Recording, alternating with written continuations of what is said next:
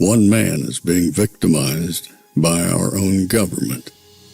One man whom they fear, yet whom millions love. One man who is willing to take the poison arrows of lawfare. One man whose voice has been taken away by a corrupt judge operating in a corrupt system. One man who has been ridiculed and insulted. One man who refused to back down. One man who refused to back down. One man who refused to back down. One man who stands between us and them. One man that wants to see America protected again. One man who wants to see America prosper again. One man who understands that a man is a man and a woman is a woman. One man who understands and protects the blessing of life. One man who wants to restore American exceptionalism. One man who once again wants to make America that shining city on a hill for all to see. A place where all the people of the world glowingly set their eyes upon. America. One man who unashamedly wants to make America great again. That one man is Donald Trump.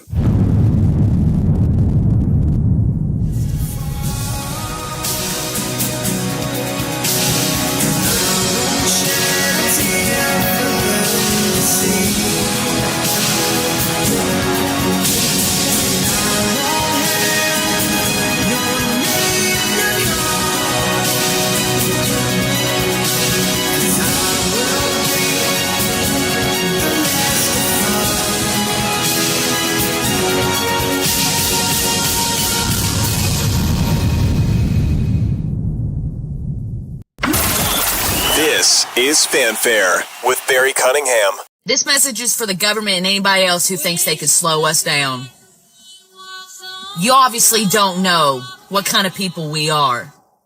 You ever heard the saying, come hell or high water? Well, here we are. You want to try to stop us? We'll find another way around you. Newsflash to you again.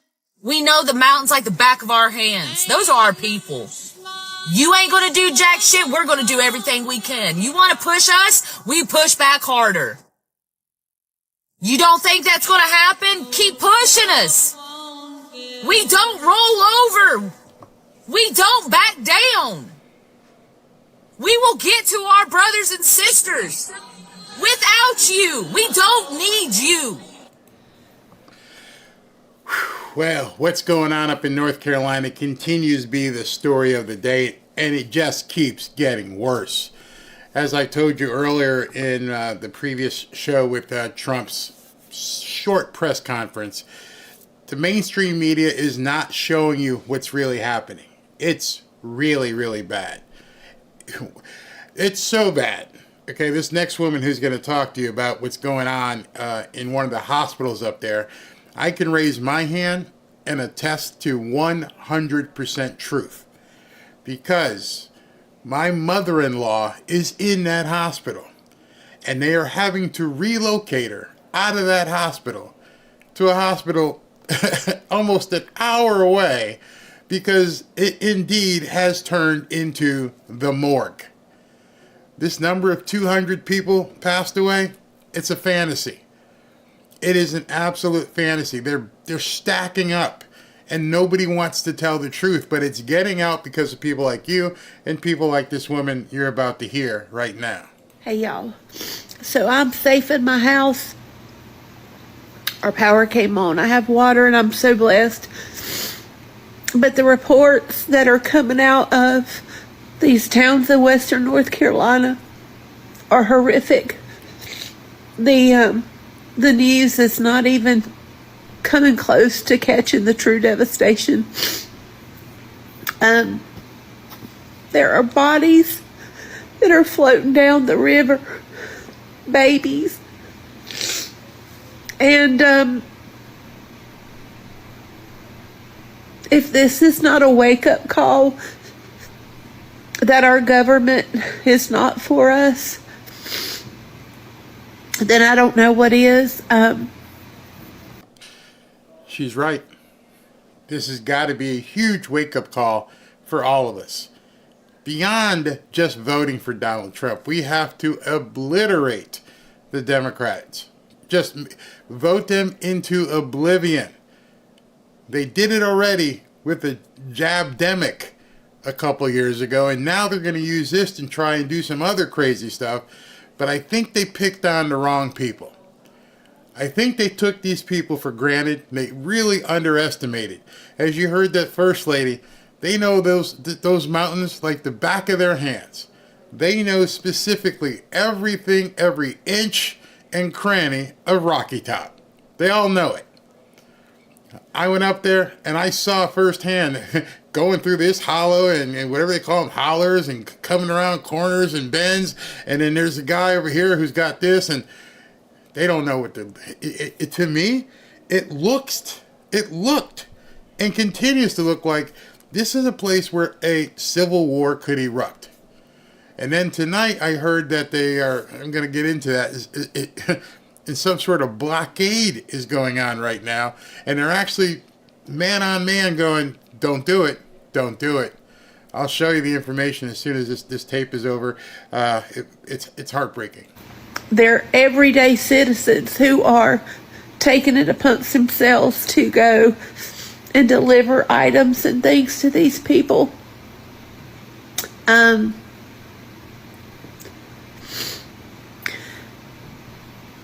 Anyway, pray for Western North Carolina. Don't believe everything that you're hearing on the news, because they're not. One of my friends in Canada had heard that there were like 200 people missing and maybe 40 dead. Y'all, so much more than that.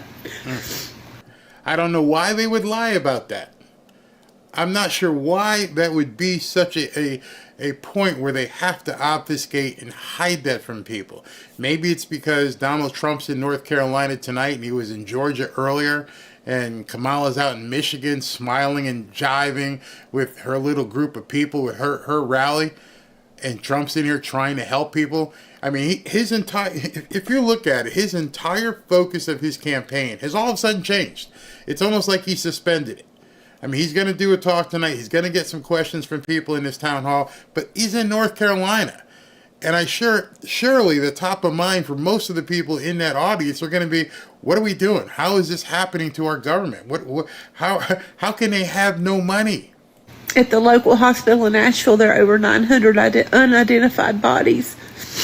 Like I said, first-hand account. First-hand.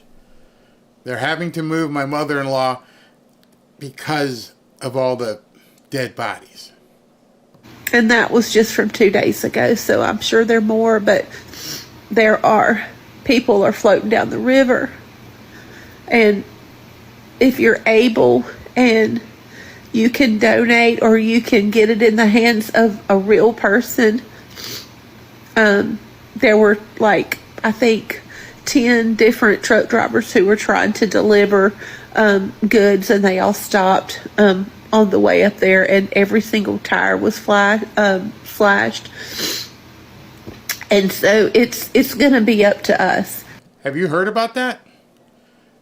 In order to stop people from bringing in supplies to this area, some people, don't know who, they'll find out, are slashing the tires of trucks so that they can't drive into the area.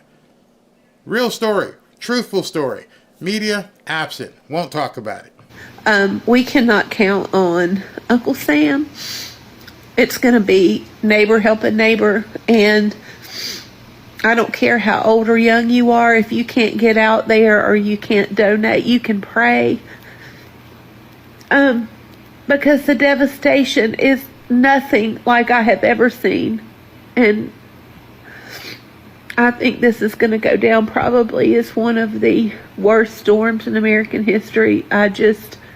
cannot fathom the pain and the destruction and the stuff that these people are going through. So anyway, just remember Western North Carolina and listen to the people who are on the ground, not the news, because they don't know.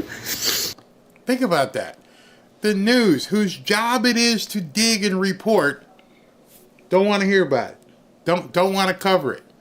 Not now. We got an election coming up. We can't have people seeing this kind of pain, this kind of despair and anger with our government. How can we possibly show this?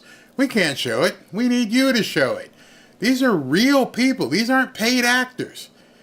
And I bet you some of them weren't Trump fans. As I've said before, Asheville is a very liberal city. But you can't politicize pain. It's real.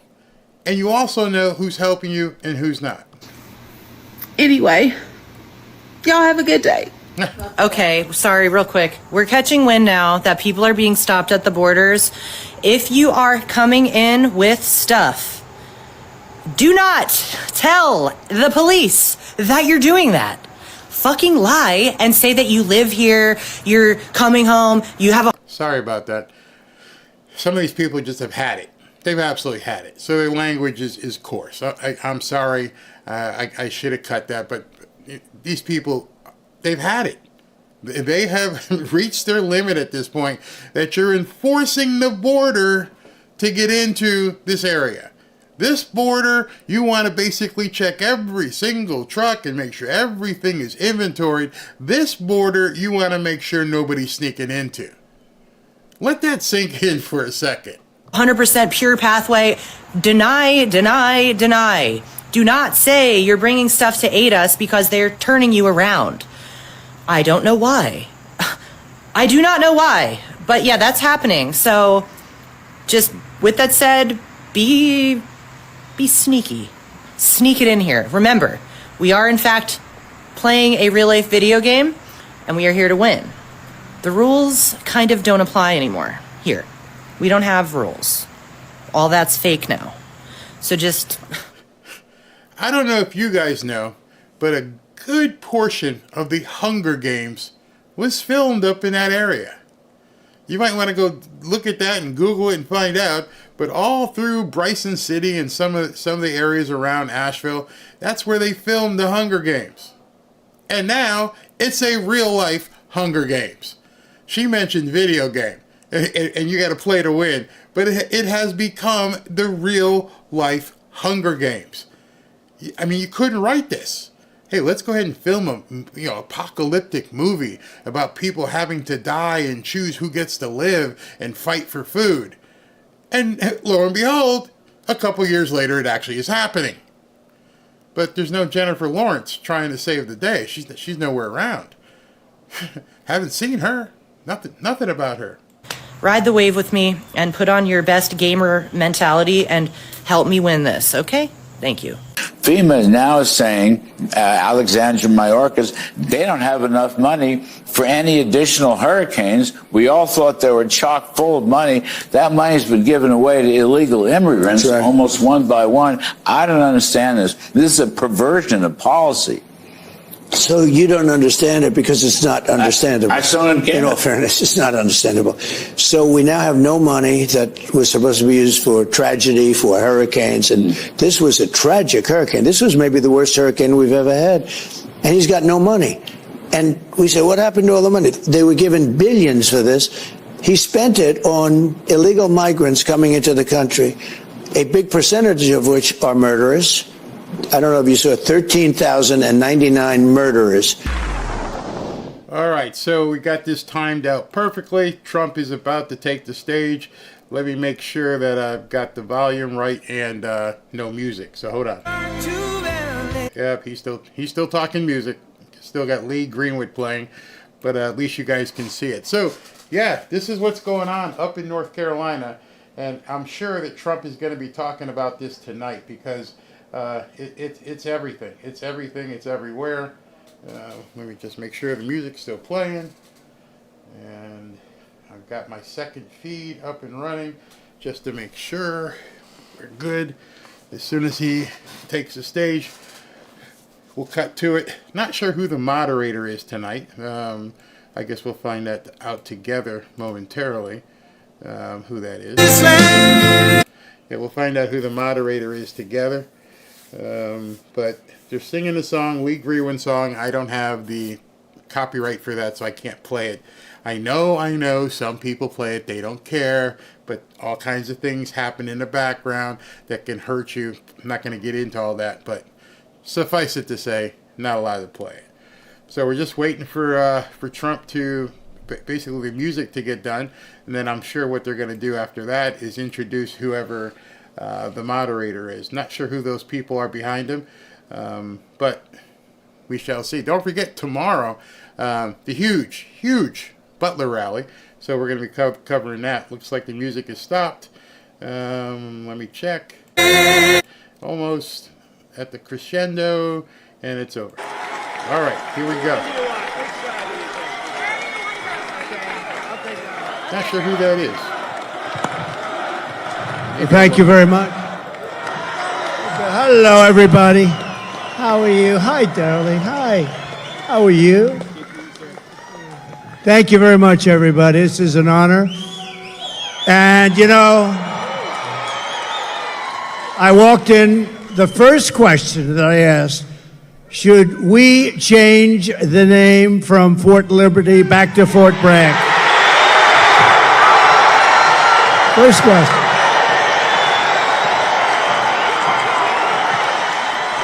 Right?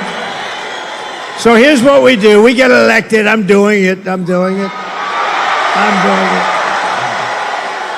And we're leading in all the polls. How's it sound, everybody? Let me know how it sounds. We got too big to rig. We need too big to rig. So I just appreciate being here. You know, we did win 2 world wars from Fort Bragg, right? So this is no time, look at that big guy. This is no time to be changing names, but we're going to do that. We're going to do everything we can. We're going to get it back. We're going to bring our country back. We're going to bring our country back. Thank you, everybody. Let's have a little fun, right? Okay, good.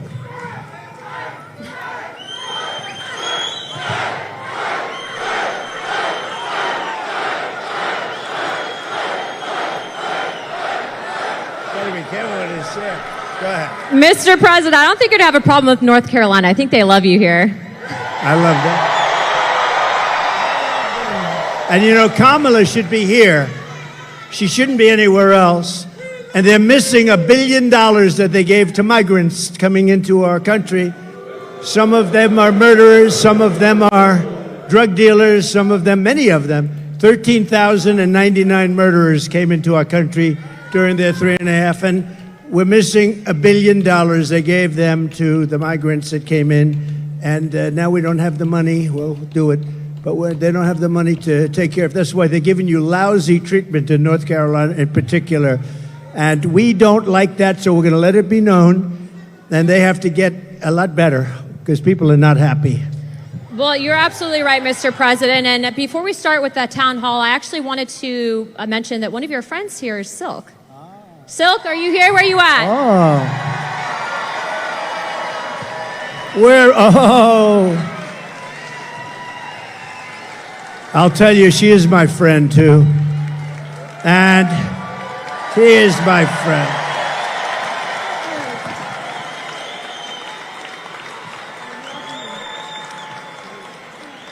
She is my friend. Oh, wow.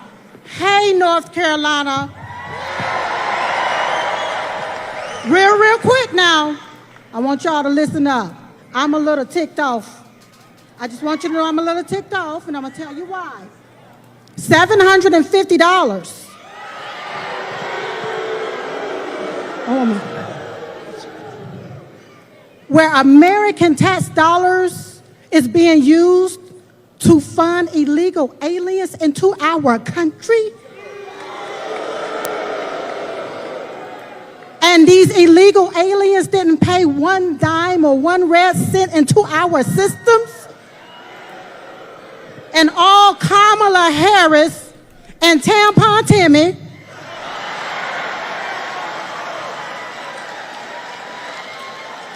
want to give us $750? Listen, you all, we only have one choice. One choice, and that's President Donald J. Trump.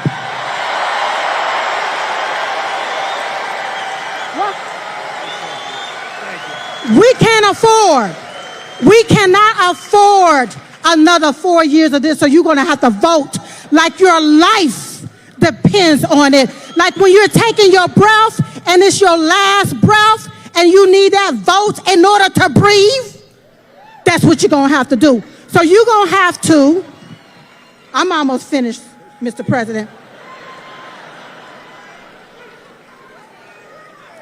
So what you're going to have to do, you're going to have to overvote the cheat. You're going to have to outrun the runway. And we're going to have to make it too big to rig.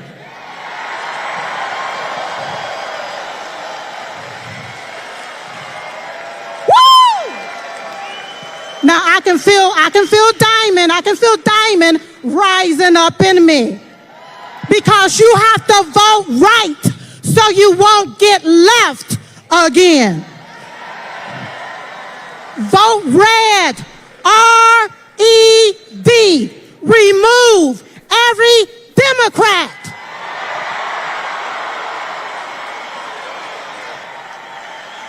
They gotta go. They gotta go. Now, while the media continue to play the race card, we're gonna continue to play the Trump card so we can win. Win and win. Thank you, everybody. Thank you.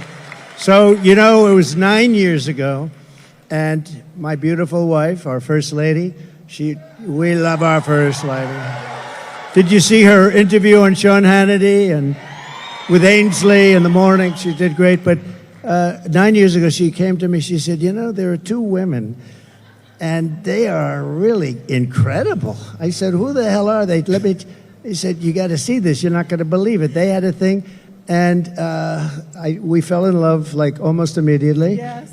And her sister was just unbelievable too. Yes. And she passed away like a couple of years ago now. It's a long time ago. It seems it goes fast, right? But what a great combination. We love you both. They were loyal to me from day one. When they heard stuff, they said, that's a lot of crap. Day one. They were with me from day one. Day one. And that Trump sign gets bigger and bigger. I said, that's so nice, I want to buy one for myself. But don't you worry, Mr. President, I'm going to give you one. I mean, I don't worry. That's But right, you know baby. what? Yes. You know what? We appreciate your loyalty, your friendship. Thank you. And I saw Silk backstage. I said, I'm bringing you upstage. I'm going to bring you upstage. And we miss your great sister. Yeah. And we love you. And thank you very much. I love you so thank much you. more.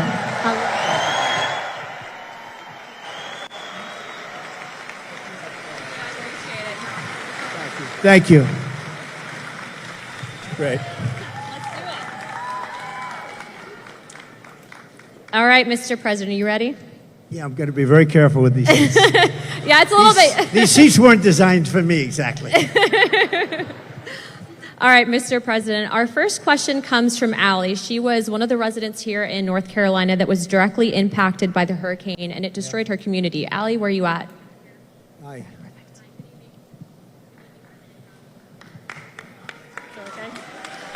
Good evening, President Trump. My name is Allie, and I'm from the foothills of North Carolina. Our entire community has been decimated. Thank you, President Trump, for visiting the disaster sites to bring attention and donating millions in relief. Thank you, Allie. This week, we have learned that not only did 13,000 murderers illegally cross our border, but FEMA is out of money because they have been providing $9,000 to every illegal. Enough is enough. We must put Americans first. How soon will you start deporting the murderers? So let me just tell you that you're right about that. It's 13,099 to be exact. And murderers, many of these people murdered more than one person. One did 7. These are not people we want in our country. So this was, I guess, released by somebody that loves us. maybe in Border Patrol. We don't know exactly where the numbers, but these are certified numbers. And you had 16,000 drug traffickers. You had numbers that nobody's ever seen, 645,000 criminals overall. They're in our country. Nobody has any idea. They're from places unknown. Nobody knows who they are, what they are, but we know that we have over 600,000 people released into our country, along with the ones that you were talking about, the 21,000. But of them, 13,000, more than 13,000 are murderers. And some were on schedule to die. They were scheduled for the death penalty. And we have them now nicely ensconced in our country. I'll tell you what, we have the worst president and the worst vice president in the history of America. They are horrible. They are horrible. That could happen, and just the concept of open borders doesn't make sense. You know, we built 500 miles of wall more, and we're going to add another 200, much more than I said I was going to do. And that's why we had the best numbers ever. Oh, the chart. So you know the chart? My favorite chart, Allie. My favorite piece of paper, my favorite chart, but we had a chart. Do you have something up here that could show? Oh, I love that. I love that chart. Oh, I love that chart. If I didn't look to the right, I wouldn't be going to Butler tomorrow. You know, we're going to Butler tomorrow. If I didn't look over.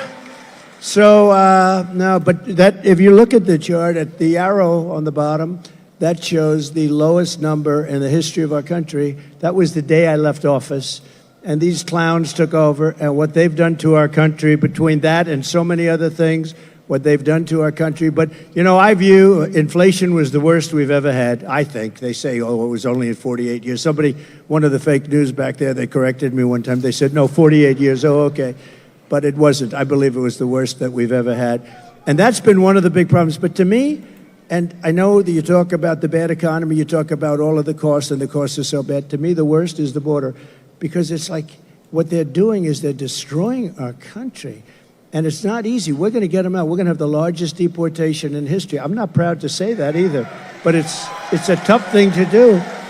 And we're going to get, Anna, we're going to get the criminals out. We're going to start with the worst of them, and we're going to get them out. And you know who's going to help us? Local law enforcement. Local law enforcement. They're going to be great. They know their names. They know their serial numbers. We're going to get them out. And, you know, very simply, we have a little thing called MAGA. Everybody here knows MAGA. It's called Make America Great Again. That's what we're going to do. We're going to make America great again.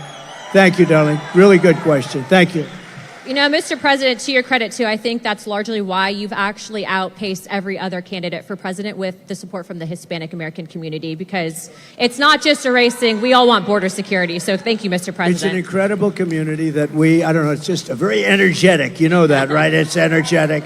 And they're very entrepreneurial, and they love our country. And we've gotten record numbers with the Hispanic community. And I don't know, it just works. It just works, so I appreciate it very much. Thank you. Thank you, darling, very much. Thank you, guys. All right, Mr. President, our next question is from John. He was a Green Beret captain who was actually kicked out of the military. I think he's going to share his story with you. 1 second. Hi. Good-looking guy. Thank you. Good evening, Mr. President. I'm John Frankman. I was a Special Forces Green Beret who was forced out of the military because of the COVID-19 vaccine mandate. That's good stuff, right? That's good. That's good. So the Biden-Harris DoD COVID-19 vaccine mandate was very damaging to the military. It forced thousands of service members out, and thousands do not want to join now. The Biden-Harris DoD has the lowest recruiting in modern history, and now they're pushing more woke training. So how do you plan to repair the military from the damage that was done and hold military leaders accountable? So I want to have them come back into the military with pay. And, you know, they've been talking about that, but it never happened. They never did what they said they were going to do. There should have never been a mandate. That should have never happened. You should have been given choice, as we say. We want choice in education, and we want a choice there, too. And that should have never happened. And, you know, we've lost some of our best people in the military, too. Did you leave? Did you leave? Did you ever take the vaccine or anything? I never did, sir. So you want a choice, yeah. And Do you want it? Would you go back in if they were able to? As long as there's accountability, potentially. Yeah, no, there would be accountability, is right. They're going to will fire their asses. But they would, we don't want to lose this guy. We want to get, he's central casting. We want to get him back in. Yeah, we're going to take care of it. I hope you do come back. Or I hope you do very well outside, to be honest. Wherever you are, I just want you to do well. But we're going to get a lot of people coming back. They should have never had the mandate. The mandate was a big mistake, and they treated people terribly, terribly. Okay? Thank you very much. Great. Mr. President. You look great. Thank you.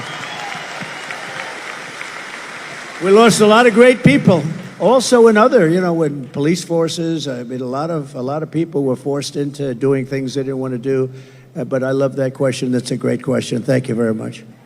I also, too, if I could, Mr. President, I don't think I've told you this story yet, but actually we had some of our friends that had been deployed, and one of our friends actually was shot pretty badly and ended up going to Walter Reed. And to put in perspective, there's a lot of politicians that will take photos with the military, but they don't care. But President Trump actually went privately, didn't ask for a photo opportunity, and he said thank you to our friend that had been shot in combat at Walter Reed. His heart's in it. He loves our community. And when I say that he has your back and he's going to make sure that they're accountable, he will. Thank you. Thank you very much. And I'll tell you, we have a great military, we really do, but Walter Reed, you mentioned the name, and that hospital was unbelievable. The doctors are unbelievable. They had a lot of problems with getting there, getting to it, managerially getting in to see. But we had the best doctors. They could do things that nobody else could do, and they got to see some really badly hurt people. And the level of talent at Walter Reed, it's just an incredible hospital. So we have to pay our due respects. You hear so much about government-owned or whatever. I don't think there's a better hospital in the world than Walter Reed, so we should say that, right? Yes, sir. Yes, sir. Mr. President, our next question comes from an active duty service member here at Fort Bragg. They like it. Austin, where are you at? Oh, front row. That was good. Good evening, Donald Trump. Thank you. President, oh, never mind. I've never done this before. I'm an active duty soldier here at Fort Liberty, and I want to start off by saying I'm here in personal capacity. He meant Fort Bragg, right? Yes. Fort Bragg. It's all right, No. Are you not? You're not a soldier now? No, I am a soldier. I'm currently active you are. duty. Okay. Good. But on a... Oh, shit. That gives out. I'm here in my personal capacity, not speaking on behalf of the Army or DOD in any way. Right. This week we saw the missiles flying into Israel from Iran and how impressive the Iron Dome is in protecting Israel. What are your thoughts on the Iron Dome for America? I love it. I love it. How can you? I love it. We're going to have it. One of the things I say, we're going to have an Iron Dome. Why shouldn't we have an Iron Dome? And you see how effective. So the other day, 287 big missiles, ballistic missiles, were shot into Israel. Every single one of them was taken down. Well, why shouldn't we have that? And it's all going to be made in the United States. It was our technology. It's all going to be made in the U.S., and a lot of it's going to be made in a place called North Carolina, if you don't mind, okay? And I think I just learned the secret. Look, we're going to win. I believe you got to get out there, you got to vote and all that. But I think I just learned the secret to winning absolutely and by massive margins. I'm going to promise to you, as I said at the beginning, that we're going to change the name back to Fort Bragg, because I think when that word gets out, I just see this great-looking soldier just accidentally said Fort Liberty, and he got almost booed the hell out of the place. That was not good. Anyway, I believe it's absolutely something that we want to have for safety. We're a target for a lot of different places. I listened to Biden yesterday. Since I went under the wing, I used to go under the wing of the aircraft. Nobody ever did that before. I did. All of a sudden, Biden started, but he only takes like a half a question. Usually can't answer it. But they asked him, "What do you think about Iran? Would you hit Iran?" And he goes, "As long as they don't hit the nuclear stuff." That's the thing you want to hit, right? I said, I think he's got that one wrong. Isn't that what you're supposed to hit? I mean, it's the biggest risk we have. Nuclear weapons, the power of nuclear weapons, the power of weaponry. You know, I rebuilt the entire military, jets, everything. I built it, including nuclear, and I hated to build the nuclear, but I got to know firsthand the power of that stuff, and I'll tell you what, we have to be totally prepared. We have to be absolutely prepared. But when they asked him that question, the answer should have been, hit the nuclear first and worry about the rest later. And that's what they should. That's what if they're going to do it. If they're going to do it, they're going to do it. But we'll find out whatever their plans are. But great question. Thank you very much. Thank you. Thank you, Appreciate Austin. Mr. President, I don't think you get enough credit for what you did with the Abraham Accords. I mean, that really was historical. I agree. I agree. But realistically, because of the failed foreign policy out of this current administration, we are on the verge of World War III. When you get back in office, what are you going to do to change it? So a lot of things are happening very fast, and, you know, we could end up in World War III before we get there. The way it's going right now, look at Russia with Ukraine, that's a disaster. Look at the Middle East, it's exploding all over the place. And we have people that, look, we have a president that he spends most of his time on the beach sleeping. I never saw a guy could sleep in front of a camera. Does anybody think of it? I don't sleep that much. I toss and turn. I think. I'm always thinking. Do you ever do that? You're sweating and you're thinking and you're trying to figure out how to beat this one, that. Look, how to make our country great. But I toss and I turn. This guy just falls asleep on the beach like there's nothing to it. I wish I had that ability. That's one ability he has that I do not have. And I wouldn't mind having it. I could use a little extra sleep. But we are going to do things with our country. We just have to be respected again. You know, Viktor Orban, he's, you know, the fake news, a lot of fake news back there, by the way. But the fake news, you know, they call him a strong man. He's the head of Hungary. And we have, and he's, you know, a very strong guy, very tough guy. But, I mean, more than anything else, a very smart guy. And they said, why is the world blowing up? You have the Middle East is blowing up. You have Russia, Ukraine. That could lead to catastrophe. You talk about nuclear weapons. That could be a total catastrophe. Why is it?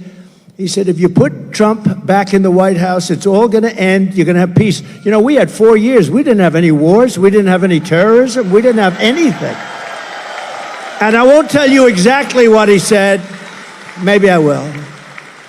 He said because they were afraid of Trump. I don't want to be the one saying that, but they were probably afraid of me because they think I was crazy. And that's a good thing to think, right, soldier? That's a good, they said, this guy is crazy. But no, he said that you put Trump back in the White House, you're not going to have all of that stuff is going to heal. October 7th would have never happened. The attack on Israel would have never happened. Remember, Iran was broke.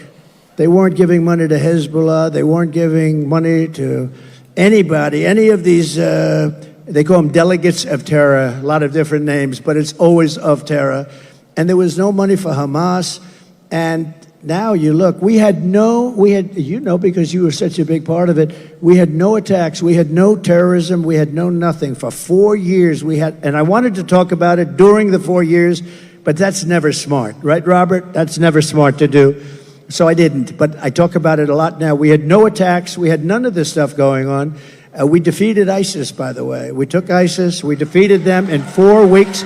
It was supposed to take 5 years.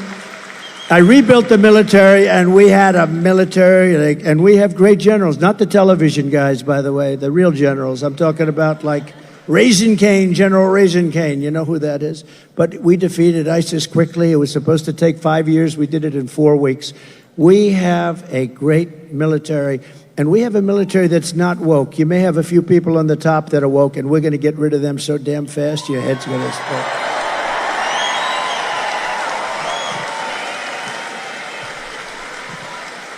Yeah, he's not kidding. I mean, we've traveled around the world just on Codels, and every single world leader that we met with said that they needed you back because you'd be tough on China. They know that other people won't be tough on China, but you'll be tough on China. Well, even China likes us back. You know, China wants to see a little stability too, but I charged China hundreds of billions of dollars in taxes and tariffs, and they paid it. And frankly, we had a good relationship with President Xi, but they paid hundreds of billions of dollars. No other president got them to pay 10 cents. Not literally, not 10 cents. Got hundreds of billions of dollars. And you know what? More importantly, they respected your country. They don't respect us anymore. They respected your country, and they'll respect us again. Amen, sir. Peace through strength. Our next question is from Sarah. Sarah is a VA advocate. Sarah, where are you at? Oh, perfect. Hi, Sarah. We're good? We're working now? As you know, you talked about Walter Reed, sir, and I'll just say my husband is one of the most catastrophically wounded surviving service members, and you visited with him there many times. Wow. And this past so good. July, you saw him in Charlotte. Yes, sir. Is he here? No? Is Not he tonight, here? but you just saw him this summer, so he was so happy to Good. see you this That's summer. great. Yes, sir. Yes, sir. But I want to talk about all the advancements you made for community care, and you empowered veterans to choose their own providers. And Secretary Wilkie. And I was so proud to stand with you many times in the White House as you signed historic legislation and executive orders to take care of our military and veteran families. We've watched that community care access where a veteran can choose his or her own provider. We've watched that be actively limited and actively rolled back. President Trump, how are you going to bring that back as a day one priority and give veterans the choice for the best medical care back again? It's such a great question, and thank you. And what a good wife that is, and I'll bet your husband's great. You love your husband, right? You know, the people like you, what is your first name? Sarah? People like Sarah are so important to our country because they take care of people that are great heroes, real heroes, and they take care. And if they didn't take care, or the hospitals would be unable to do it. They just would be there. Right now, I mean, with all of the migrants have taken over our hospitals. They've taken over our schools. We don't have anything, but people like Sarah, the job they do is incredible, and they do it out of pure love. They don't do it for any other reason. They do it out of pure love. And we have to help them. We have to help them because the medical costs would be unaffordable by our nation. It would be totally unaffordable. And it was better before, and I heard it sliding. I spoke with Robert before, and who did, by the way, an incredible job. You did an incredible job. Stand up, please. Stand up.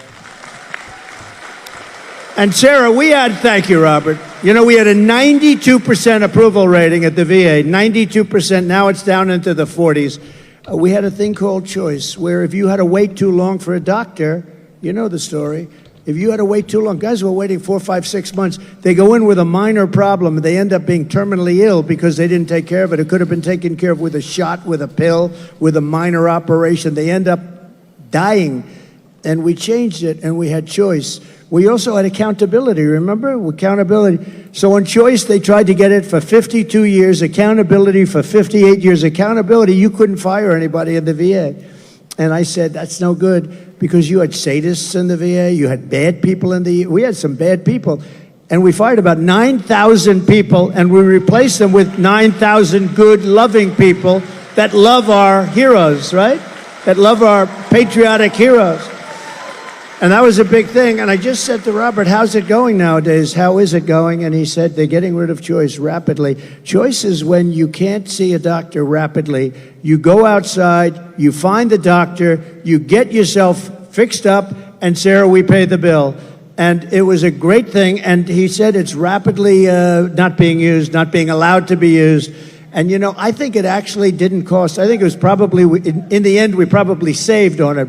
But money isn't the big thing here. I think we saved money on it because people would get very, very sick. These are people that would wait 4, 5, 6 months to see a doctor.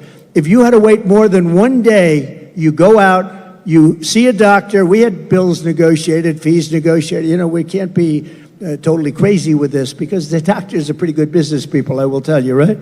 But we had a lot of fees negotiated. But you'd go out, see a doctor, get yourself fixed up, and you have no problems. It was one of the best things we ever did. And now this group of lunatics that don't give a damn about the military, they're making you go through that waiting of 4, 5, 6 months again. And our people can't handle. We have great doctors, but they can't handle the loads. And we're going to go back. We get back in, we're going back to that, right? We're going back to it immediately. You're going to be in great shape, Sarah. You and your husband are going to be in great shape. And thank you very much. Incredible. Thank you, Sarah. Mr. President, we actually have someone that, and before we ask his question, I wanted to read this to the crowd. He had actually written a letter to you after you'd been shot in Pennsylvania.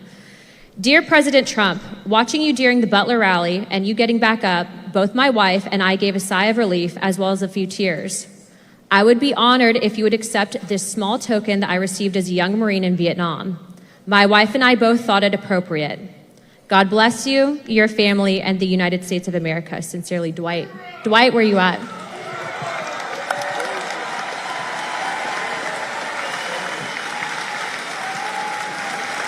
Thank you.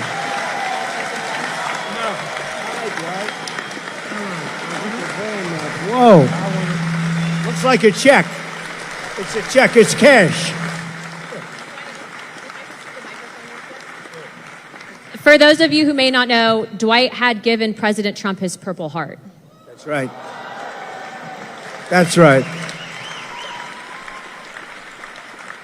I couldn't think anybody more deserving of the Purple Heart. Thank you very much. You took it, you laid down there, you got back up, and the first words out of your mouth was fight, fight, fight. You didn't even have anything to shoot back at. You got guts. Hold that up there, right there. He doesn't do this, but he's better than anybody as far as I'm... No, I'm hardly better than you on this thing.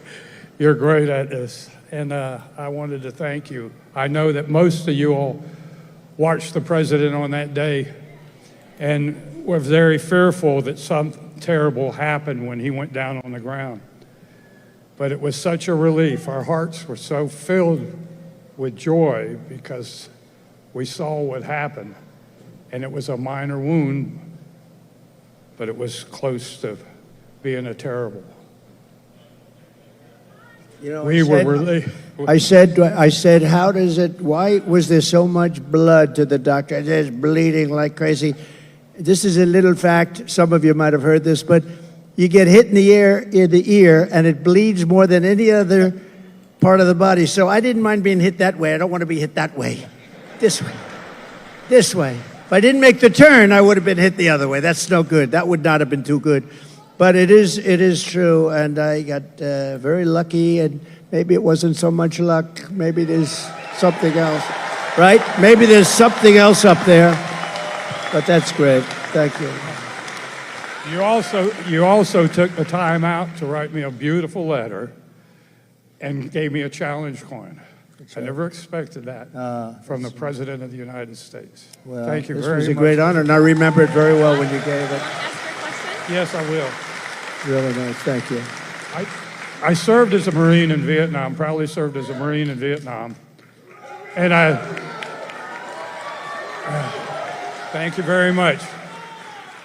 There were quite a few that did. And when I came back from the service and stuff like that, we didn't get quite the greatest greeting, but no, you didn't. A lot of the veterans nowadays are homeless. There's 7% were homeless before Biden and Harris took over. Now there's 14%.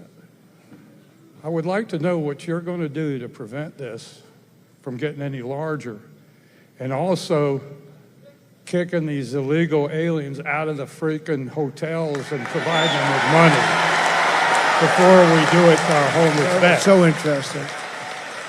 So one of the things that most angers me about this is the 21 million people plus. You know, they say it's 10, it's 12, whether it is or not, it's much more than that. It's 21 million, and it's probably with the gotaways and everything a lot more than that. But one of the things that most angers me is that you have veterans on the streets in front of a hotel, and you have illegal immigrants. Some of them are serious killers and drug dealers and all the people that we talked about before, and terrorists. And those people being walked into a hotel, and they're staying in a hotel, and they walk by veterans who are sleeping on the street.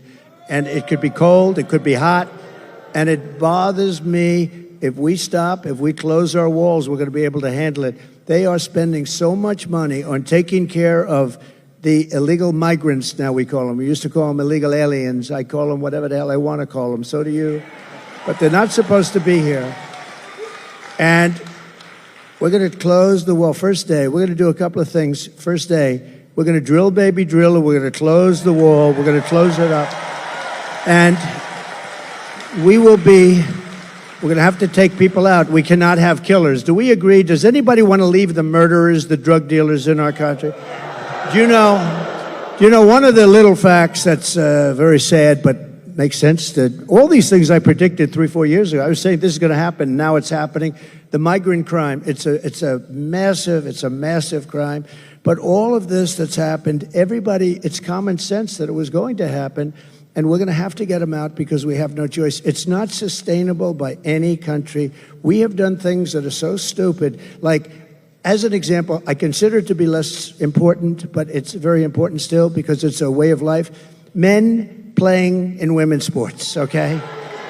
Who wants that? And who wants open borders? Because open borders are so, you say, how does a thing like that happen? All of these policies we're going to be changing. And we have now somebody running as a radical left person. You know, more left by far than Pocahontas. More, you know who that is? More left by far than crazy Bernie Sanders. She's more left, and we can't have it. So we're going to take care of your people and your friends. You got a lot of friends out there that don't have a place.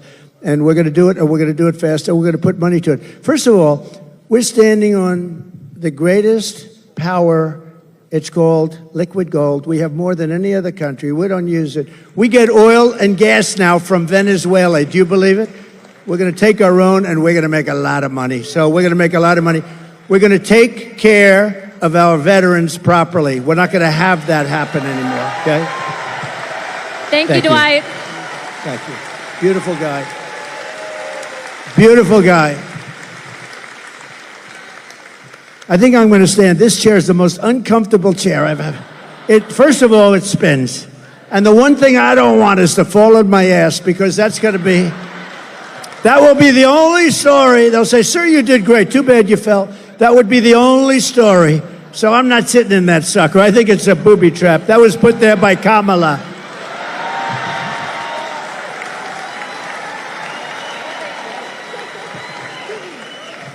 Well, that brings me to my next question. So you're talking on immigration and border security. So we all know that that's tied to national security. And the one thing that ticks me off is you have Kamala Harris, who runs on the fact that she's a minority woman. But yet she's done nothing about the 300,000 migrant children that have gone missing. Just real quick, how many parents are in this room? How many women are in this room that support Trump? As mothers, grandmothers, sisters, wives, would you ever tolerate children being trafficked? If you were in Kamala's position, wouldn't you have stopped that? President Trump, you've done more for not just the Hispanic American community, but I think women in this country, not just, I'm just going to toot his horn for a second. He's put women in positions of power, but the media won't cover that. They won't, because it doesn't fit their narrative. They want women to hate him, but guess what? We don't hate him, we love him, don't we? But I don't do it really for a pure, really great reason. I just do it because I want results. And I just find women to be smarter than men. Does that make sense? Men, you don't mind I do that every once in a while. It's not bad. Thank you. Well, Mr. President, to follow up on that question, as a grandfather and a father, what are you going to do to stop the trafficking of women and children in this country, and specifically with the migrant children as well? So we had it down to the lowest number. You saw that on the graph. That included drugs. It included trafficking in women, mostly women and children. But you mentioned a number, it's, to be exact, 325,000. Now think of that. You could fill up the biggest stadiums many times with this. 325,000 children are missing during the Biden reign. Now let's say her, because they made her, and you know it's funny, when you say Harris, right? Nobody knows who the hell I'm talking about. You say the Harris team, who nobody knows, so you have to say Kamala. So Kamala. But Kamala and Biden, 325,000 just during this almost 4-year reign. That's missing, but many of them are dead. Many of them are in sex slavery. Many of them are slavery, period. And they're gone, and never to be seen probably by their parents again, never to be seen. Their parents are all over the world looking. They're looking for them. And what we've done here is so horrible. 325. Can you imagine if that were me, where they were missing? This would be the biggest story. The fake news media never talks about it. You know what they're not talking about? And Anna, you know what they're not talking about? They're not talking about something else that's very important. They are doing, this is Katrina, they are doing the worst job on a hurricane that any administration has ever done, and these people don't want to talk about it. They don't want to talk about it.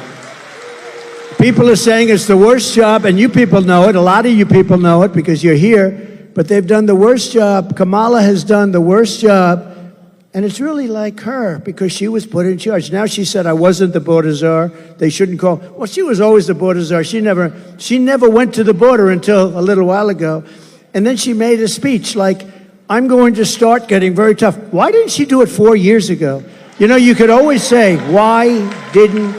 And all she had to do is leave our policies. We had Brandon Judd. We had Tom Homan. You know Tom Homan? I see him a lot. He's great, like Central Casting. He was great. All these people are great. We have great people there right now. But we have some tremendous people. And, it's interesting with Border Patrol and ICE. It's really easier for them not to do their job, but they love the country. They really want to do the job. They're so disgusted when they have to let people, and you look at some people, they're criminals, and they have to let them go walking right by into our country. No, we're going to straighten it out. It's going to be straightened out right. But 300, remember this number, 325,000 children are missing. That means many dead are missing during this administration. And that's almost unthinkable, and I can just imagine if that were us, it would be the worst story. They never talk about it. And the other story they don't talk about, and I'm doing this because we're on all that television, look at all that television. The other story they don't talk about is what a rotten job they're doing in North Carolina and other places with respect to the hurricane. They are doing a terrible job.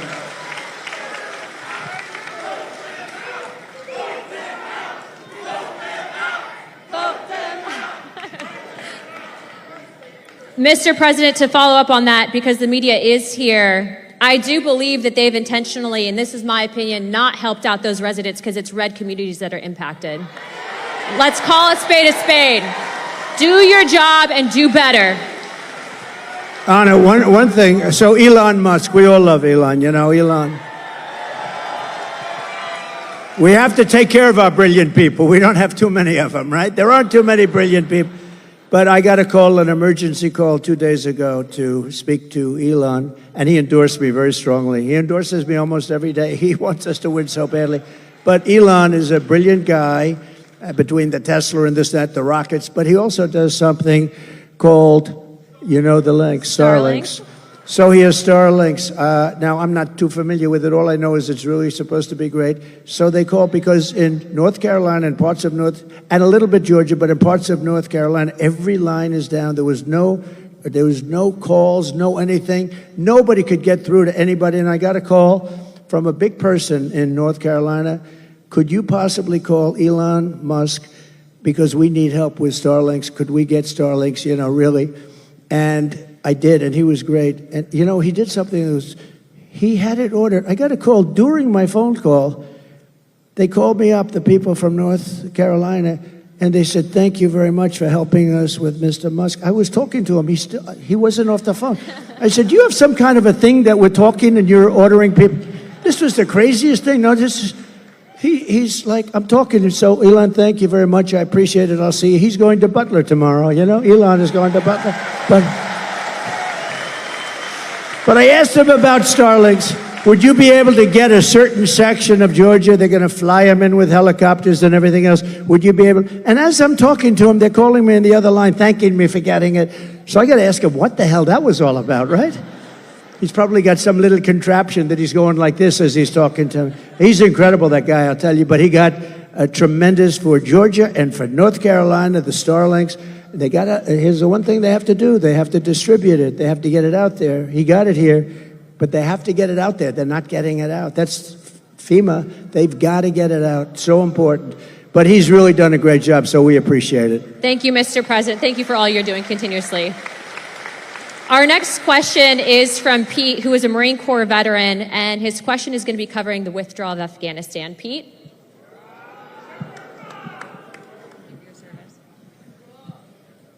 Mr. President, I am Pete from North Carolina, and also a Latino for Trump. Thank you. I knew I liked him. And I proudly served in the United States Marine Corps, first as enlisted, That's great. Thank then you. as an officer. Despite what the Vice President says, we sadly lost 13 under her watch.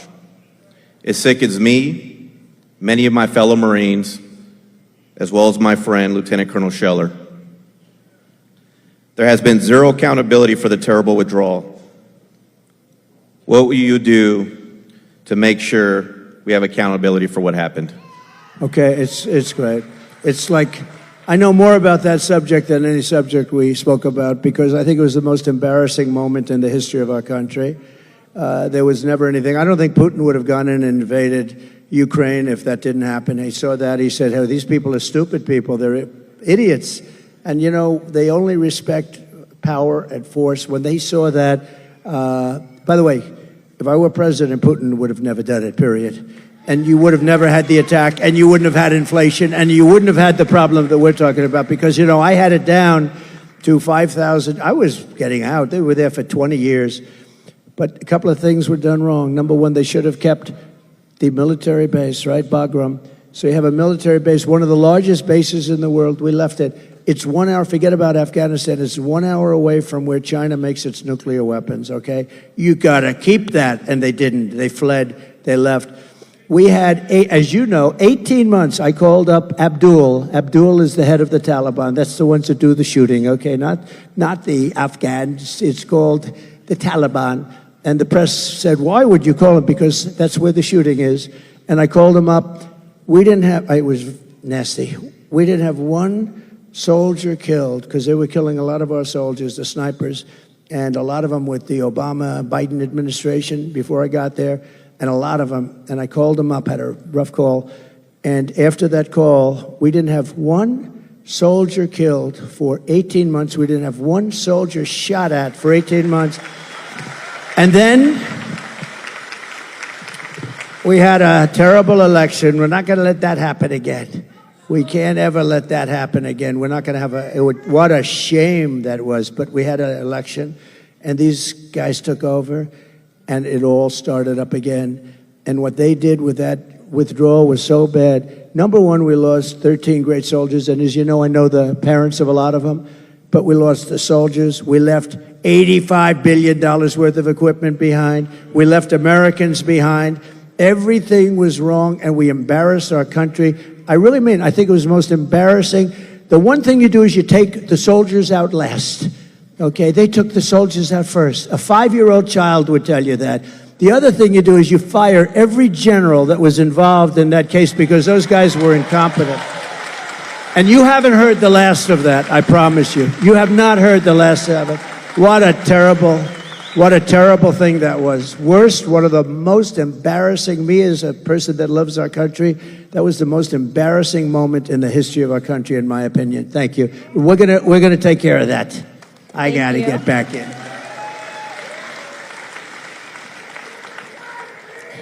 Mr. President is such a good title for him, isn't it? You do know she's a congresswoman, right? And a highly respected one. She's actually a killer with her husband and the most beautiful baby you've ever seen backstage. But she's a congresswoman from Florida, and I have to say she's a highly respected person. Thank you, Mr. President. Thank you. Mr. President, our next question is from Terry in regards to military pay, and Terry is from the 82nd Airborne.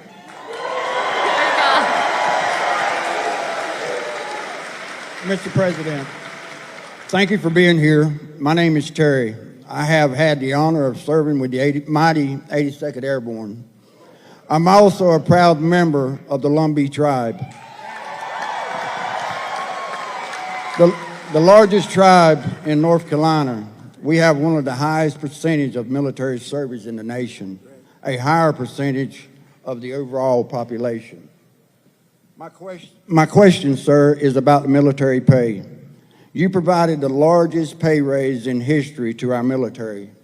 Unfortunately, we have seen inflation skyrocket, and more service members and veterans are on fixed incomes and are finding it hard to pay for basics like grocery.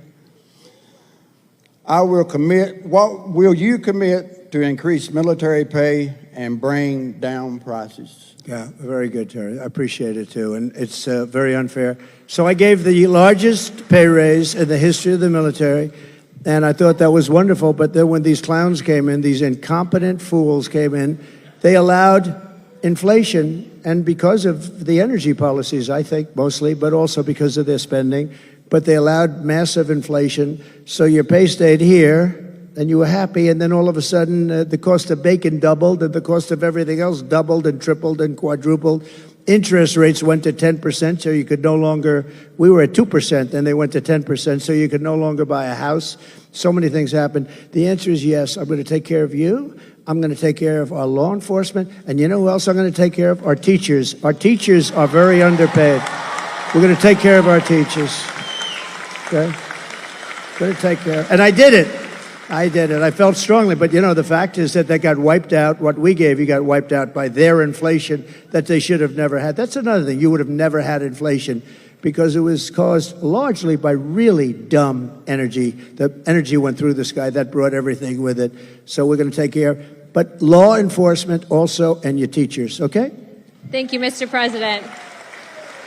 We now have time for one last question. So our last question... Make this a good one. Our last one comes from Matthew. Matthew? He was an F-15 pilot. I won't hold that against you. Here, I got it. Mr. President, first off, I want to speak on behalf of everyone here and say thank you for taking time tonight to speak with our troops. Thank you. Thank you very much. We got a lot of good-looking men in this audience, don't we, huh? And a lot of good-looking women also, by the way. Thank you very much. Okay, go ahead. I'm going to revisit something you've talked about already. My name is Matt Lohmeyer. I was an Air Force F-15 pilot, and I was a commander in your newly created U.S. Space Force.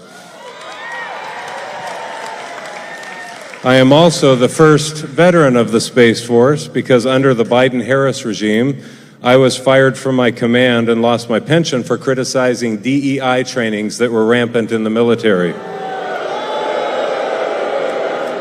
Those trainings are still dividing our troops, and thank you for saying you would fire those few woke generals who are a big problem. They're gone. I'm going to suggest that it might, in fact, require ongoing oversight and a persistent, consistent, watchful eye within the Pentagon to ensure this monster never returns to the Defense Department. Will you consider establishing a special task force, office, or position to ensure that these monsters never return to the Defense Department? You know what I'll do? And I'm pretty good at this stuff. Sometimes you get it wrong. I'm going to put you on that task force. I think it's good. Not going to do better than him. I'll put you on. Make sure you give the name. Thank you. Beautiful, right? I have your approval. Yes, sir. I have your approval. We're not going to get better than him. You're right about it. You're right. 100%. Thank you. I'm cut. Mr. President, that wraps it up for the evening. Do you have any closing statements to everyone? Well, I just want to say that it was very important that I got to North Carolina. You know, Laura, my daughter-in-law, gave me the most beautiful grandchildren. But Laura's here. I don't know if she's right here or where is Laura. Would you come out here?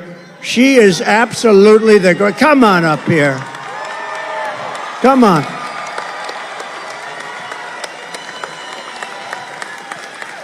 She comes from right around here, and she loves this state. And you better be careful because I'm going to blame her if anything happens in this That's state. true. I said, I'm going to but blame we're her. going to win North Carolina, are we not?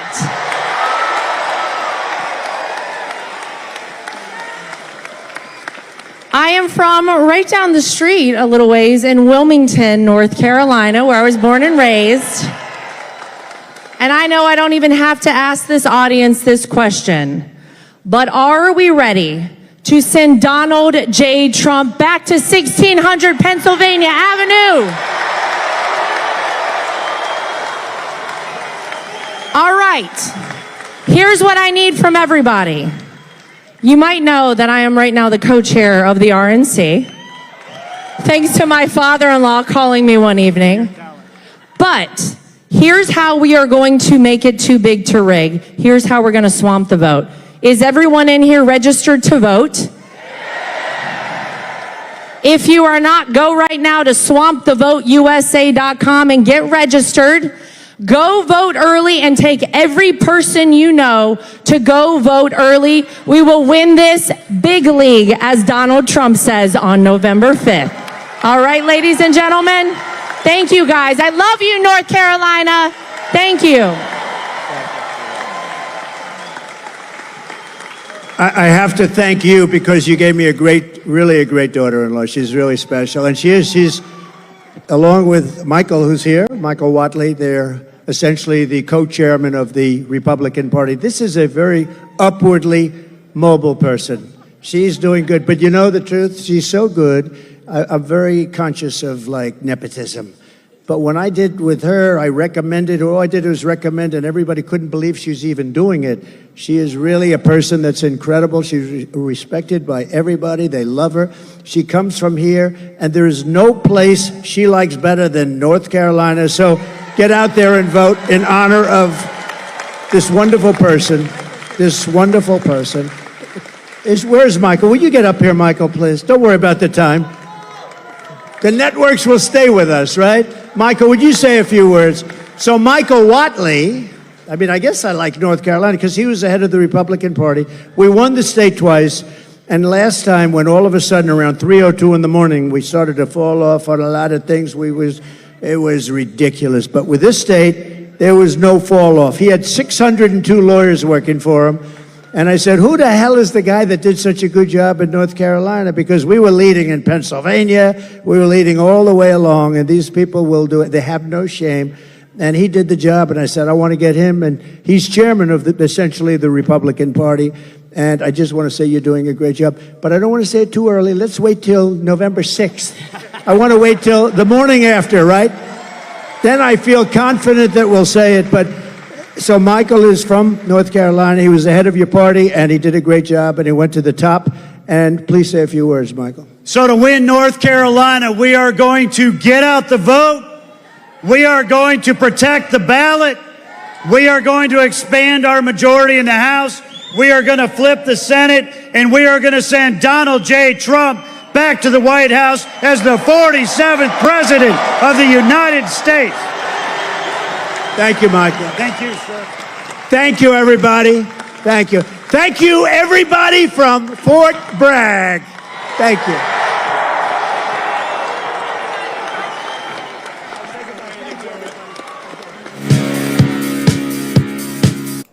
All right, so Trump spoke for about an hour, took a bunch of questions, did well with him. I can't believe that big dude fit in the cockpit of an F-15. He looked like he was about 6'6". I know Trump is about 6'3", and unless he was standing on something, he definitely looks like he's 6'4", much more than 6'4", 6'5", I'd say. Big dude. I didn't know you could get into an F-15 in that regard, but I'm glad he touched on a bunch of the stuff, the questions that people had coming from the audience. They were speaking about everything from immigration to inflation to the military, obviously being on Fort Bragg, being right there. I'm not calling it Fort Liberty. Nope, it's Fort Bragg. Always been Fort Bragg. My father was an Army guy. My wife's father was an Army guy. So it's Fort Bragg. That's what it is. All right, so what we're going to do here, I just want to tell you something. I'm going to clean up earlier what I was talking about in terms of how they're not getting the aid to the people in North Carolina. And it's getting worse. Just as we're sitting here watching this, things are getting to a boiling point. And one of you guys asked, one of you, lady or guy, one of you asked, could this be a plan to cause an eruption, which then they could call martial law? I don't know. I mean, you're playing with people's lives at this point. It's turning into a tinderbox up there. And as we watch Trump exit, let me just make sure everything is done here, but he's meeting people. It's just getting really, really weird. I mean, to the point now where you've got local sheriffs, local police threatening to arrest FEMA. Think about that. You got local police that want to go ahead and put federal agents in custody. He's doing the dance. He's doing the dance. That's it. Love it. All right, so he's off safely. I feel comfortable. Where's he going? He's like walking through the people. I thought he'd be exiting out the side there. Okay, there he is. I just like to make sure he gets, after everything we saw in Butler, I just want to make sure he gets out safely, and then nothing crazy happens. Even though if you've ever been to a rally, this isn't outdoor, this is indoor. Every single one of those people were screened. When you go through an indoor rally, even an outdoor rally, that's why the guy had to be up on a building. Everybody here has been screened. So let me just go ahead and cut that and go here. All right, so what I got to show you, this has popped up, and it's all over the place. Multiple reports of blockades, should be ADE, stopping relief for citizens in hurricane-ravaged North Carolina. And here are people all talking about it. Let me know where the blockades are. This is unbelievable intel. This is sickening. People are dying, and they're blocking aid coming in. Nick Sorter says, let me know where the blockades are, and we'll have North Carolina State Police move them out of the way. Already did it once. That's what I thought was really interesting. Their local police are moving FEMA people out of the way, which is one reason why we have an escort now. FEMA has zero jurisdiction. I didn't know that. Trust me, they're not going to win this one. Then I saw this from Captain Joseph O'Shaughnessy. Breaking. North Carolina State Police issue statement that they will start arresting any federal employee trying to stop or hinder rescue operations. Let that sink in. That the North Carolina State Police now have said, you mess with our people, we're arresting you. If you block supplies, we're arresting you. Now, obviously, the state police work under the auspices of the governor. So I don't know which state police barracks has come out and said that, and what is that. Now you're going to have to put Roy Cooper in a situation where he's going to have to say, well, yeah, they're doing their job, or no, stand down. Where's that order going to come from? But in any event, you're going to tell these people to stand down. I don't think they're going to stand down. Like I showed you in the opening video, these people have had it. Absolutely have had it. So it's changing by the hour. By the time we've been here, some more stuff may have happened. It's really getting crazy. So in any event, let me go ahead and give away a hoodie, which, by the way, thank you very much, all of you, for entering in the poll. I'm going to have to send a copy of that picture. My wife said women were going to like zip-ups better, so she was right. All right, let me go ahead and move this over here so everybody can see. Let me give this away. And, okay, here we go. So let's give it away. Drum roll. I don't really have a drum, but let's go ahead and do the drum roll. And the winner is Don Avenel. Don Avenel. I'm not sure. I don't think Ashley is here tonight, so I have to write that down. Don Avenel. So we'll get in touch with you, and we'll get you out a hoodie. Now we're getting into the second batch. The first batch I've had here right with me, but I had to order some more, so it might be, I think she said 5 days until we get the other ones in. The ones that have won before today, those are all going out on Monday. So you should be seeing it relatively soon. But congratulations. What'd you guys think tonight? Time for my hoodie. You see some ladies, I prefer hoodies. Some people like zip-ups. Women are always right. Man, I want that damn hoodie. Barry, I'm just wondering why can't I fill out your free hoodie? It says it's blocked. Some people have been saying that it's a third-party service, and for some reason it has a spam score associated with it, so maybe your email has gotten reported somewhere.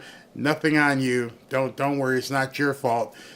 I, in certain places, can't register for something. Going out to dinner, I can't use Open Table. Open Table tells me go away. You're not welcome here, because I can't put my email in because I canceled like two reservations 4 years ago.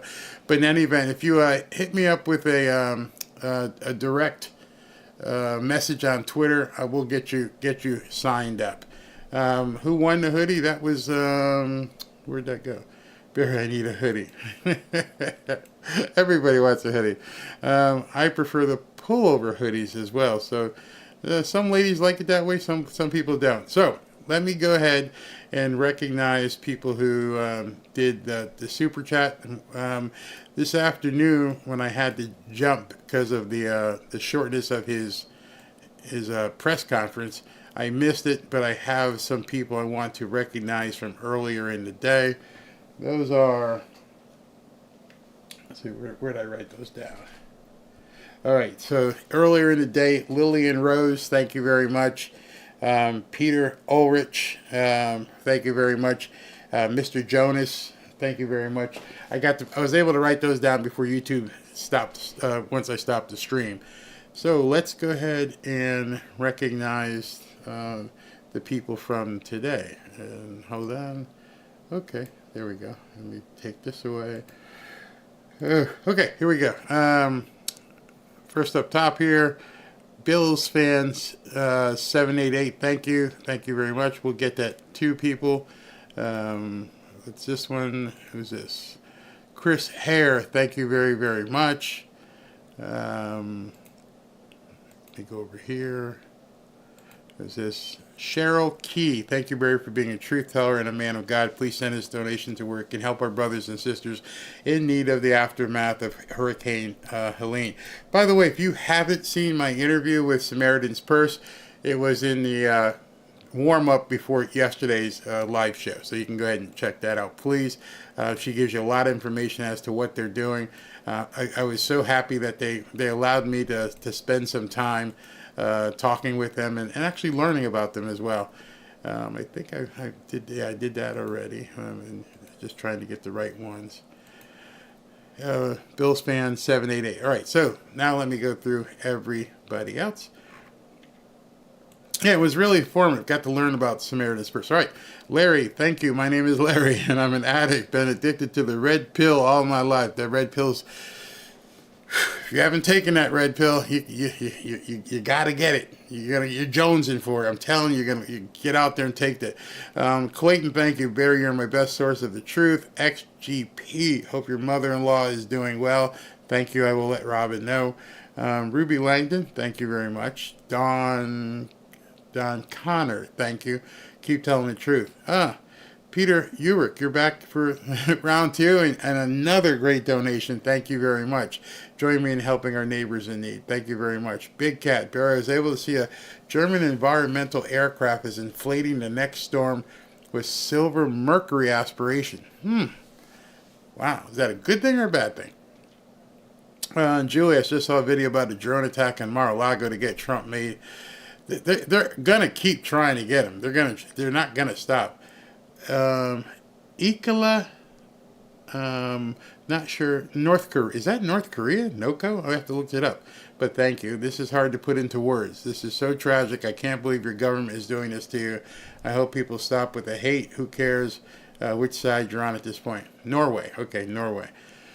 Man, it is. It is so hard to watch what's going on up there. Hello, Keith. Thank you. Mr. Jamerson, what is the constitutionality of Harry certifying her own fraudulent election results? Maybe she can't assume the president, because I'm telling you, that to me is their last ace in the hole. I mean, I'm fully expecting at this point that Dementia Joe is going to bow out and they're going to just install her as president. Which then your question would be, who then would be vice president? Don't know. She'd have to get somebody in there. Lindsay, thank you. I'm absolutely appalled by what is happening in North Carolina and what Biden Harris has done with our tax dollars. And I know this isn't much, but hopefully, never say that at all. It all helps. Director 97, I'm leading the movement. Felons for Trump. No name. Hey, brother. Angela also Brooks is trash from Maryland. Okay. Kathy Connor, thank you. Patricia Hurley, thank you. From England, I believe. No name again. Why don't people see this? This isn't skin color, liberal or Republican. This is MAGA, where Americans, illegal immigrant newcomers are not. Ward Furtuck, Canada. I'm sorry on disability. It's all. Never apologize, bro. Thank you very much. No name. I post Barry on X and people never. Okay, thank you. Candy Bohenton, thank you. Barbara Farley, thank you. Patriot Robin, he answered everything directly. He goes on a little bit because he wants to hit these points, but he did answer every single one of those questions. Platinum Blonde, a little more for Samaritans, thank you. North Carolina, good news about our state police doing the right thing. Yeah, but you got to wonder how that's going to end up. Jeff H., another humble donation and a big middle finger at FEMA. Yeah, you and me both, bro. Platinum Brunette again. Proud to learn that our North Carolina State Police are prepared to do the right thing. But what will the governor do? Let's see here. Lisa Burke. My sister in Nebo just got power. No internet or phone. Bless her. Kevin Bauman, thank you. Ernest Walker, thanks for the update, Barry. You're welcome. Mike McCarthy, great job, Barry. As usual, wife and I are watching close every minute on what's going on in North Carolina and surrounding areas on the edge of our seats. Well, then, I'm going to end this show in a second, and then at 9 o'clock, the show I had planned on doing, I'm going to do at 9 o'clock, which is, are we heading for a civil war? It won't be 2 hours like this one will be. Well, this one's an hour and a half, but it'll probably be about an hour of stuff I have to cover. Lots of videos you need to see. 9 o'clock, so come on back if you have time. If not, you can watch the replay. Anthony G., want to help with the hurricane victims? Thank you. Deplorable drag of society. Thank you. Ryan, Helene was manipulated by our government. It's possible. I can't. I used to call things conspiracy theory. Other people used to call things conspiracy theory, but what do we know now? Ernest Walker been on the red pill since the 50s. Okay. Lisa Burke, Barry, you skipped me. Important news. My sister in Nebo just got power. No phone. I didn't skip you. I read you up here. Didn't I just I didn't skip you. I'm pretty sure I just saw you up here. Because I saw Nebo. I thought I did. Well, maybe I did. I'm sorry. Nebo. Where is Nebo? Northeast, not sure. Just got power. No phone or internet east of, it's east of Asheville. Okay. And Kevin Bauman, again, thank you very much. Didn't know about Nebo. So, thank you. God bless. 9 o'clock, if you have time, come on back. I got some stuff to show you. Stuff you're not seeing on the news. Maybe you may have seen it on Twitter or X, but I guarantee you haven't seen it in the news because they won't show you what these people are going through. I'm going to show you. So come on back, join me. In closing, if you want to register to if you want to register to win a hoodie, just go to fanfareshop.org. Thanks for tuning in. Don't forget, 9 o'clock. And then again, tomorrow, we've got the Butler Rally. That's going to be a lot of fun. All right, talk to you guys in about